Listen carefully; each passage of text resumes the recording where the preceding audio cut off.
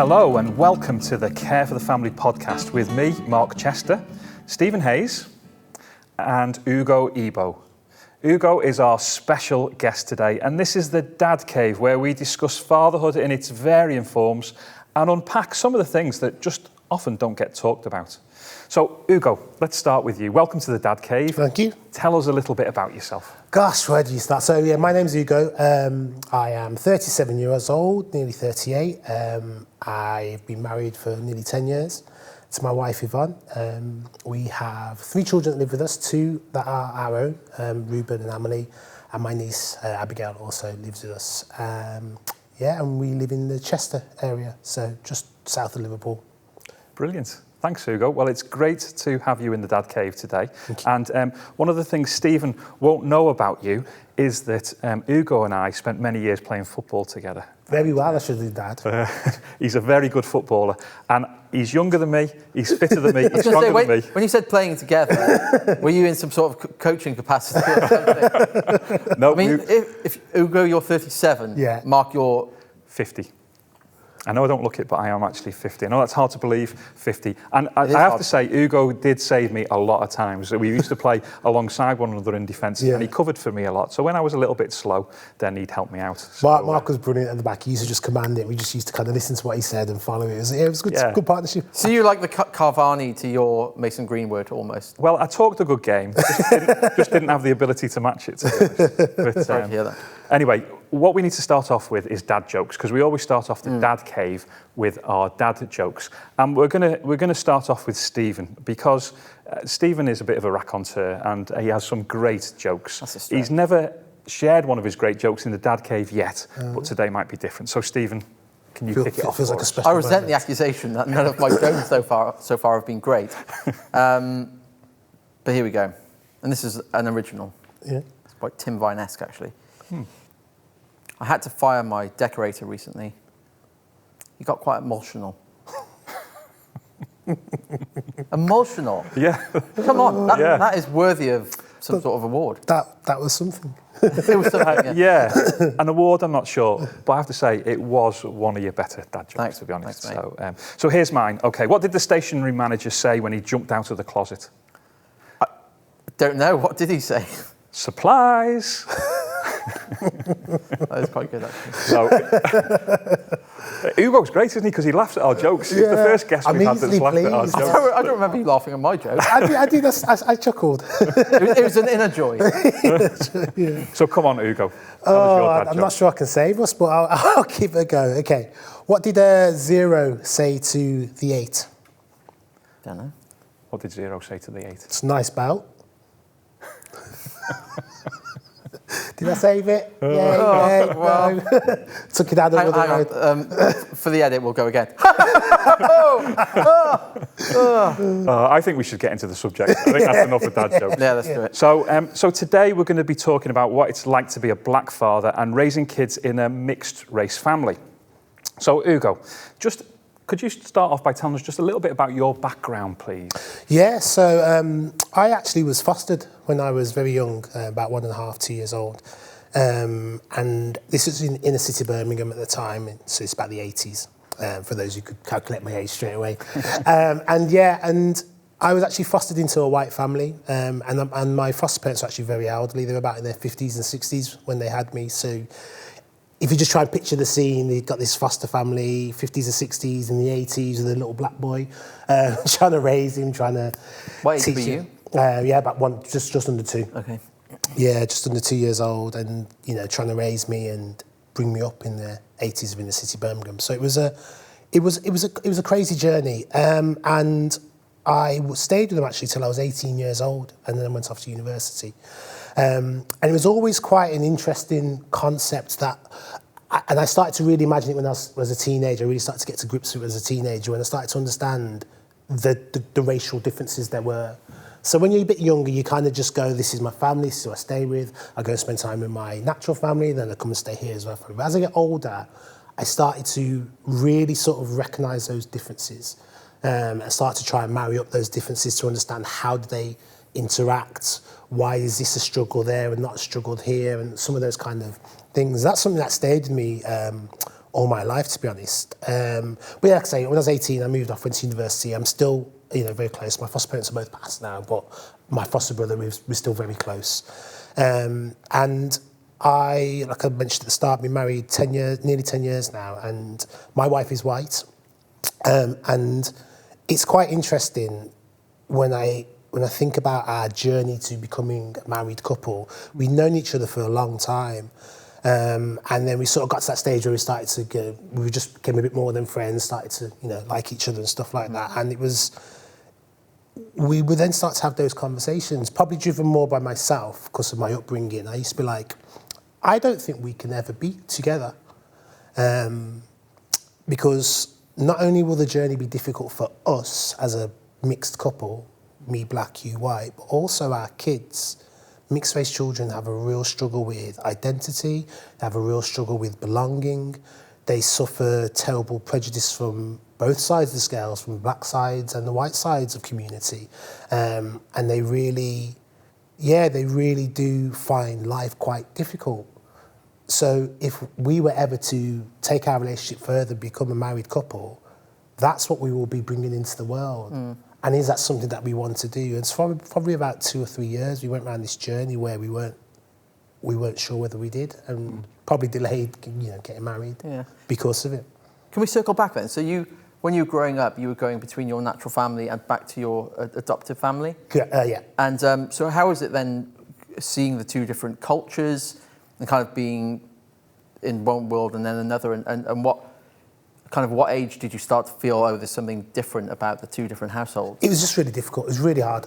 So I had, you went from the smallest things to the biggest things. Like you go from the small thing of, on Saturday evening when I'm with my natural family, I'm having chicken and rice. And then on the Sunday evening when I go back to my white family, I'm having peanut butter jam sandwiches, right?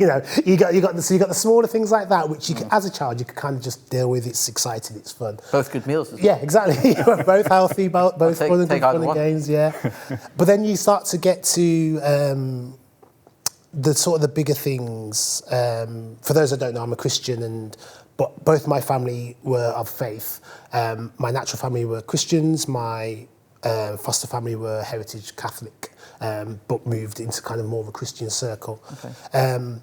But simple things like the churches you'd go to. And one weekend I was at one church and another weekend I was at another church. And at first, whilst you don't really think about it because your kids are like church, but when you actually start to engage with what's being said and the way it's being said and how the people in your black church speak compared to how people in the white church speak, compared to maybe some of the more charisma you might see here versus some of what charisma looks like in this church. And some of those things start to play through. And I'd probably say from about the age of 8, 9, 10, I really started to recognise that. I really started to find those differences a little bit of a strain at times and a bit of a struggle to marry. I remember a real turning point when I used to be a bit of a runner. I know you can't tell now, but I used to actually do a bit of running. Post-lockdown. Yeah, exactly. It's the dad bod, isn't it? Yeah. But I enjoyed it, and I used to do a lot of running. I used to be quite fast and sprints and stuff like that. And my foster family would, come to the sports day every day. And like I was saying to you before, my foster parents were quite old. And my foster mum used to be in a wheelchair, probably about when I was from the age about 9 or 10. I remember them coming to my sports day. And I remember being, and I didn't mean to be, but I was a kid trying to understand life. I remember being a little bit embarrassed and almost staying away from them a little bit, kind of sitting a little bit on the other side of the sports field, just because I didn't really want to be seen with, A, an elderly person, B, someone in a wheelchair, and see somebody who's white. That's really odd for me to mingle. For everyone that's come to see this race, I'm not sure that I want them to recognise me in their parents. And it was my foster brother, the one I was saying I'm really close to now. We've got a 12-year gap. And he turned around to me after the event and he said, "Do you know what that felt like for mum?" Referring to our foster mum. I was like, no, because I hadn't even figured it through. And he likened it to somebody being punched in the stomach, thrown on the floor and having salt poured on their wounds. Wow. And I was like... And then, cut a long story short, the following year, same sports day, I was doing the sprints again. I was climbing all over a wheelchair. I was hugging her all over the place. But that's a lovely ending that you can think about it. But the concept, I guess, was me trying to marry the real social differences of me and what was my family. And even then, when I would go to my natural family, I didn't really feel at place there either, because I was very different. I have 4 siblings. I was very different to all 4 of them, because they had this different upbringing. So whilst I looked like them, I didn't feel like them. So it was tough. It was quite difficult. A lot of emotional weight to be carrying. A lot, Yeah. at a very young age. What I'm fascinated about as well is that you talked about with Yvonne, when you met Yvonne, about having those conversations about whether you could get married, thinking ahead to when you were going to be parents and what that would mean for the children. I mean, I don't know when you got married, did you have those conversations about children and what it would be like for, what life would be like in any way for the children? We discussed whether or not we wanted children, but there was no sense of anything else to discuss, really. Yeah, because it was a long time ago for me, but I can't. I mean, a long time ago, but I can't remember having any other conversation than what you said, Steve, which is, are we going to have kids or not? But for you, Ugo, there's a lot more to it than that. So how did you work your way through those conversations, and why did you decide, actually, yes, we can do this together? They were tough conversations, because my wife, and I don't know if this is the concept that probably you guys are thinking as yourself. Obviously, my wife's coming from a white background. When I used to come and talk to her about those things, she was like, "Do we need to be worrying about this? Is this something we need to be thinking about?" And I was like, "Yes, this is important. This is our future and our kids' future. So before we even want to go down this road, this is a significant thing." And I'd probably say for maybe a year, it was a bit like. Probably a better phrase to use, but like water for ducks back a little bit, because she's like, this isn't a problem, this isn't the thing we need to She thought it was about. a non-issue. Yeah, it was a non-issue. We love each other, that's enough, that's sufficient, and our love will carry everything through, and we'll get to a happy place at the end, off we run to our castle together. Song in there. That's the fairy tales that we all live with, isn't it, right? Yeah. But the reality, Yeah. I mean, 2020 showed us that. The reality of that is very different, right? Yeah. So those conversations were difficult at first, because it didn't play through to her, it didn't make sense to her.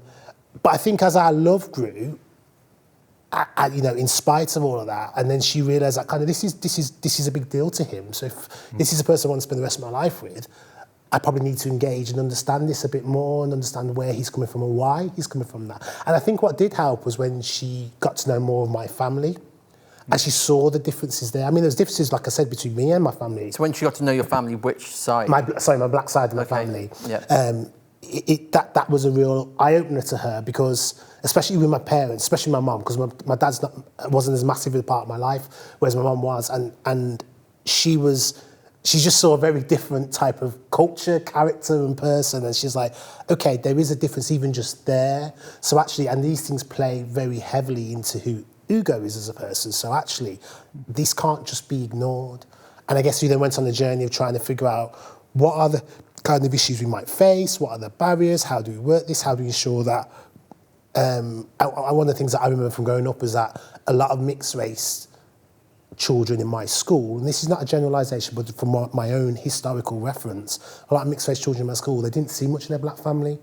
It was usually a black dad, and he was usually quite absent.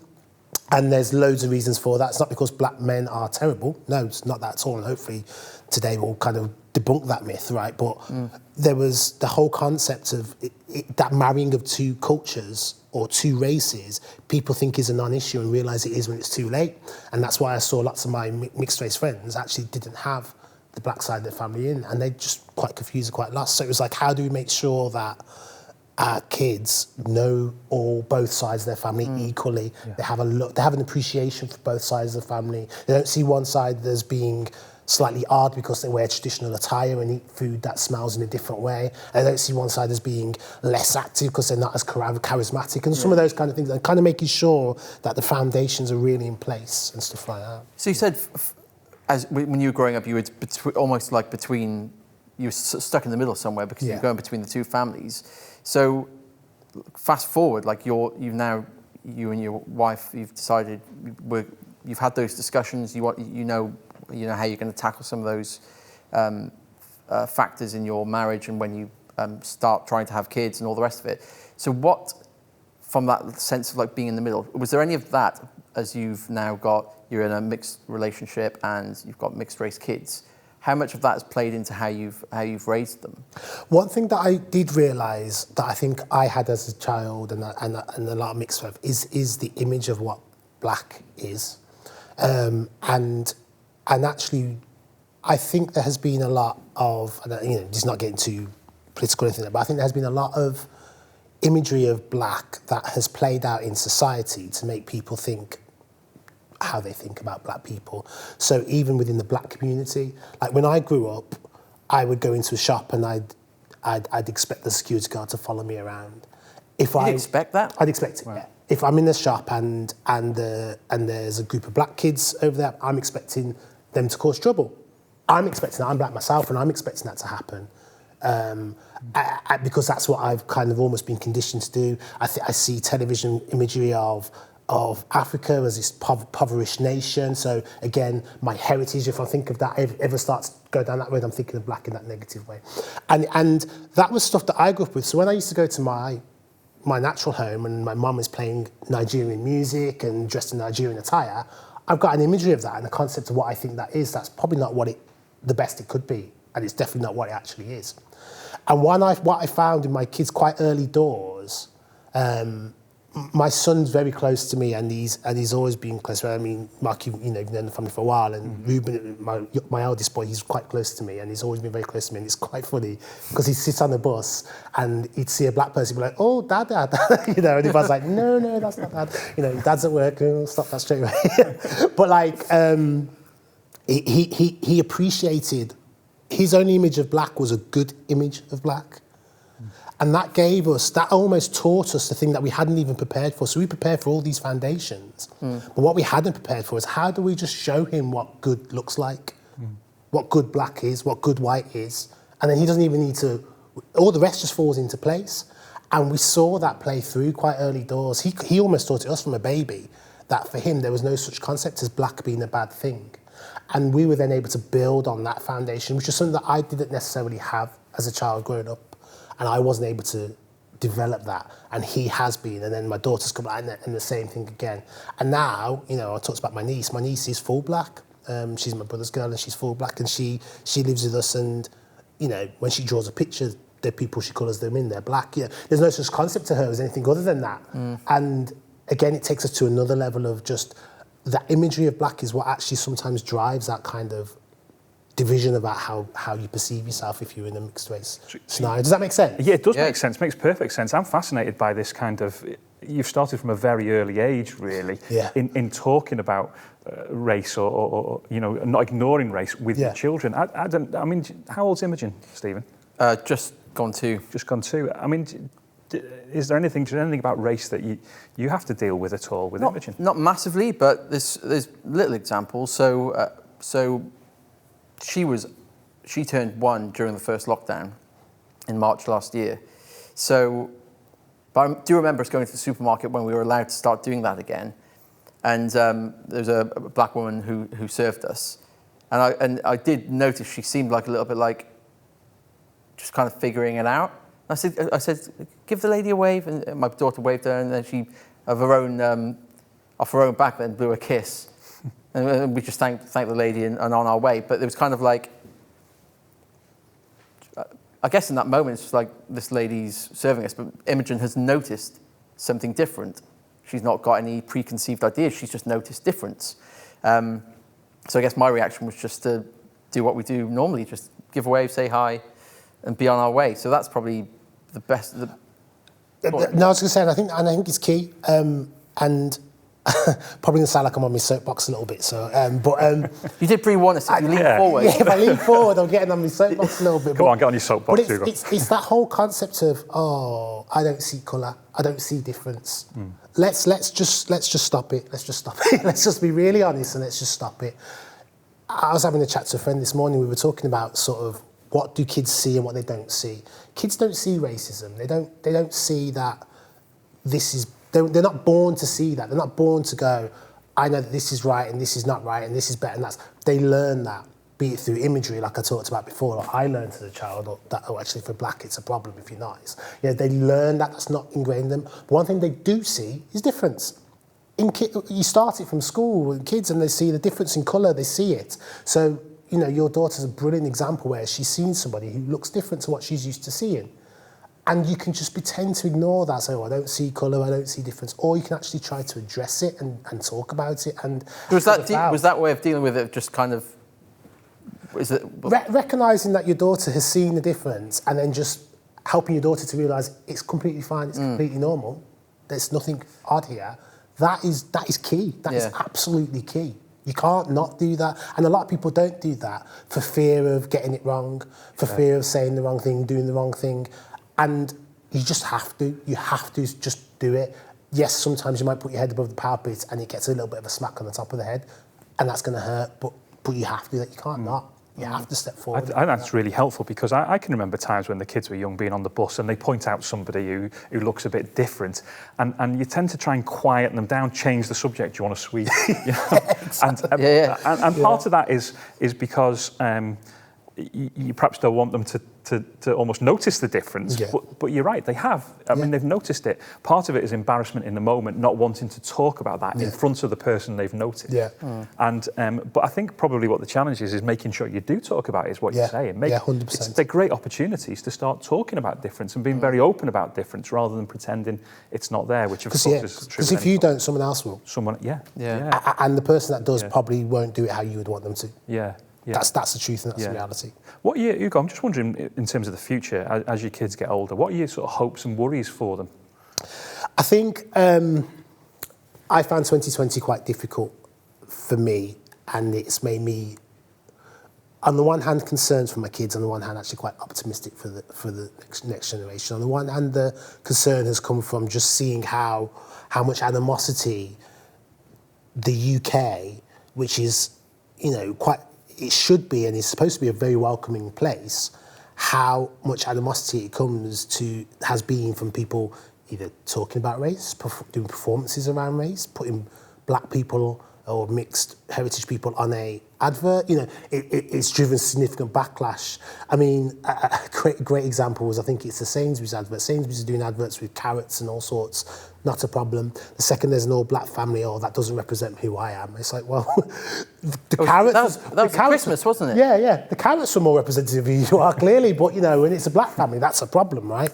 So that then makes me worry about... And there was loads of other adverts in that campaign that were other families. Exactly. Yeah, but that one was the problem one. And it's like, well, if I've got kids, and this is one of the things that we talk about a lot, it's quite a tough topic to kind of navigate around. It's like, do mixed race people get labelled as black by non-black people? And sometimes they do. No one looks at somebody and goes, oh, you're a bit lighter brown, so therefore, all those images I've seen of Africa don't really apply to you, and all those images I've seen of negative black doesn't really apply to you. It doesn't work like that. The system, and we can all turn around and say, oh, there's no systemic racism. There is. The system can be problematic for mixed race children just as much as it can for black children and other people of colour. So seeing that play through in 2020 was really hard for me. I wasn't massively overspoken in 2020, but I did share some thoughts, and seeing other people who I thought were friends sharing their thoughts, which actually were just quite racist, was quite a bit of an eye-opener and quite a concern for me, because I thought, gosh, this is the society that my children are going to grow up in. And I've been thinking about this before they were born, and now it's really coming to a head, and all those things that have kind of remained under the surface that I knew were there are now completely out there. The thing that does give me positive and optimism, though, is that I've seen just how people engage how the next generation are engaging with this. That some of the stuff that you try and talk to them about, they're like, it's not even a thing. Why are people making a fuss about it? Because it's just so obvious and blatant to them. And when I see that, that gives me real hope. And I'll play back a story to you from my son. He had a friend stay over, a Nigerian boy, so looks just like me. This is pre-lockdown when, friends could interact and have sleepovers and stuff like that. The good old days. Yeah, the good old days. And his friend was talking to him, and this is back in the day when we had a radio monitor, so we could hear them talking. And they were talking about black people.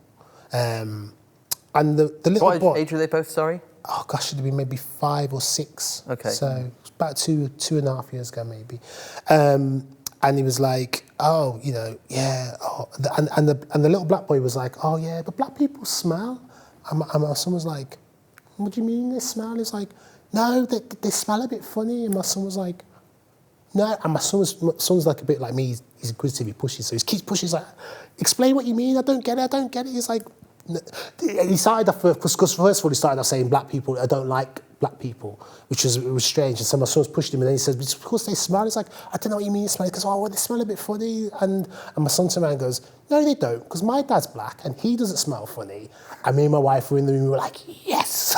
Because we just felt like it was a win. It felt like all the things we'd done just to kind of show him and our daughter, like, show them our naturalness and what good is and what bad is. He has been able to deduce for himself what is factual, what isn't factual, what is truth and what isn't truth, what is okay and what isn't okay. And that just felt like a real win. And that's what you see a lot in the new generation, the next generation. You call them your Gen Zs or your millennials. I don't know what the right phrase is. I'm getting into the older stages. But they just seem to capture it better. They just seem to grasp hold of reality better in so many ways. And that gives me a lot of hope for how they will deal with race issues. They're not afraid to talk about race. Yeah. They're not afraid. There's so many different mixed heritages around now. People who are like, their parents are mixed of this heritage or that heritage, or they're fully this heritage or half that, like complete mix and generate. So people are very fluid in their conversations around race now. It's not something that they hide under the carpet like our generations have maybe done in the past. So that gives me a lot of hope for kind of as they move forward. Do you know what I mean? Yeah, totally. Yeah. Kind of as we come into land, one of the things I thought it'd be good to just ask about is, you said your wife is white, and so she's learning some of the, you said early days you had to wrestle some of those things through. So what's it been like? Because in Care for the Family all the time we're talking about in when two people get together, regardless of background, there's different baggage, different assumptions, different upbringings. But then when you've got two different cultures coming together, there's often so much. There's more nuance. So how's that looked in terms of, I guess, working things through relationally, but also just in terms of how you approach raising your kids and what she brings to the table, and how you've managed to managed to work that through? No, I think it's fine to say wrestle, because I think you have to. And I think, sometimes that gets lost in family and marital scenarios, that sometimes you have to fight for things. You have to wrestle, you have to battle with things to understand things. My wife's background, her family history as well, there's been some struggles and some journeys there. And she had to bring that to the table, and I had to learn to understand that. And the exposure to that was a real big deal. Getting to see that live, seeing her parents, meeting the family, understanding the stories that she's told me, seeing them play out in real life. We get into this kind of concepts quite a lot where it's like, oh, it's me and my partner and that's it. That's, whatever else is around, it's kind of there, but we are the nucleus and that's what matters. And actually we found that can never work for us. That can never be the reality, because I will never fully understand the person that I'm uniting with until I fully understand that journey that they're bringing to the table. And, and that's the engagement that you have pre-marriage or once you're married, and even that continued on journey. And we do that even now. I'll spend time with just me and her family without her there, because I've been able to expose myself and understand her family a lot more, and understand that kind of the nuances and the journey that they've all been on for however many years. Because we're a very small part of a very long journey, right? So much has happened beforehand, and God willing, so much will happen in the future as well. So we are a very small part of that journey, so we can never just isolate ourselves. And that's kind of the approach we've always taken. And I don't think we could have worked or understood each other fully if we hadn't taken that journey. So yeah, that definitely exposed you as a huge thing. And I guess it's not being afraid to bring warts and all to the table. That's sometimes the thing that's quite hard. To get found out anyway otherwise. Exactly. And I wasn't very good at it. Whilst I could kind of prelude for what our future could look like with the kids, I wasn't great at bringing me to the table, and all the stuff that I talked about, the journey that I'd been on, I wasn't great at bringing that to the table. I was, you could call it secretive. It wasn't meant to be secretive. There was things I was maybe embarrassed about, or just didn't really want to bring to the table. I didn't want to expose my wife to. But she was brilliant. She would enforce it. she would make it happen. She was like, we're going to do this, and we're going to see this, and we're going to do that. And it's like, oh, okay. Whereas now I'm completely on board with it. And it was brilliant, because it just really took us on a journey to really fully understanding the surroundings as well as the initial. Don't know if that makes sense. Yeah, it totally does. Yeah. It's one of the things Stephen and I want to explore in the Dad Cave is what we are leaving for our children. So I'm just wondering, Ugo, what is it that you want to leave for your kids? It might be an object, might be belief, might be passion, might be something else. What is it that you want to pass on to your children? Yeah, I mean, it's a great question. I mean, I mentioned before, didn't I, about my faith and how that's a big part of me, and I definitely want them to understand and engage in that. But I think last year has really kind of drawn out to me something that's really, I think, super important, is that they understand their history. So you remember I talked about the line, that this long line of history that's gone before them, and, you know, God willing, this long line of future things that's going to be before them, they're a small part of that. But you can't really understand that journey going forward until you fully understand what's gone. And, you know, I'm 37 now, and I've gone on a whole road of learning over this last year, trying to really understand my heritage, my culture, my race, how it plays out in life, how it's played out in some of my own journeys. And, you know, it's brought to life some quite tough things and quite emotional things. And I want my kids not to have to wait till they're in their 20s, 30s to do that. I want them to start from now and to grow up with a real confidence, like I talked about with Ruben and that story with his friend. I want them to have that same level of confidence in who they are and their identity, and it never to come into question, so that they can just always, you know, go through life with a real strong authenticity. And, you know, I mean, the year's been crazy. My kids have had conversations with me like, you know, Daddy, what is racism and why does it exist? And we've had to really unravel things together and really kind of historically understand some of the amazing feats of African nations and inventions and hidden figures who have done amazing things that never get seen, teaching them things that maybe they're not going to learn in school, or haven't learned so far in school, and, you know, things that I never learned in school, so that they can really fully appreciate that, you know, what they see on TV or on charitable programs of this impoverished nation isn't truth.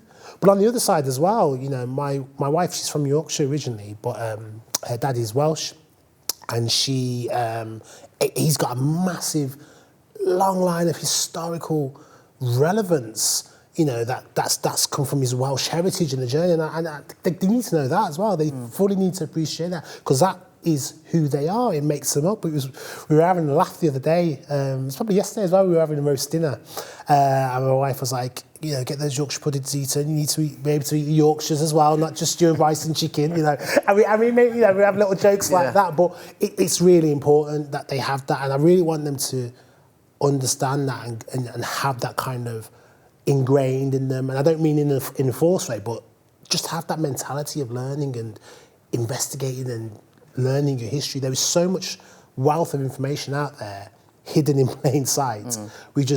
It's usually only those who kind of take time to learn that ever learn it. And so, you know, I really want them to kind of engage in that. I think it will make such a massive difference to their futures, and, you know, it's something they can pass on to their kids then. Yeah. So I think that's a really important thing for me, definitely. Yeah. Excellent. Brilliant answer. Ugo, I've known you for many years, but I think our conversation today has just reinforced to me what a great dad you are. So thank you for joining us in Dad Cave. It's been brilliant, hasn't it? It's been amazing. Stephen? Yeah, thank you so much. Yeah. So thank you. It's been a real pleasure to Thanks have for the you. opportunity. And that was another episode of the Dad Cave. Thank you for listening and watching, and we hope you can join us next time. Thanks so much for watching. If you enjoyed that or found it helpful, please do click the like button. If you're new to the channel, you can subscribe and ring the bell to be notified about all our latest videos. Finally, if you're in a position right now to support Care for the Family, you can do so following the link in the video description. As a thank you, we'll send you a load of resources for you and your family. Thanks again, and we'll see you soon.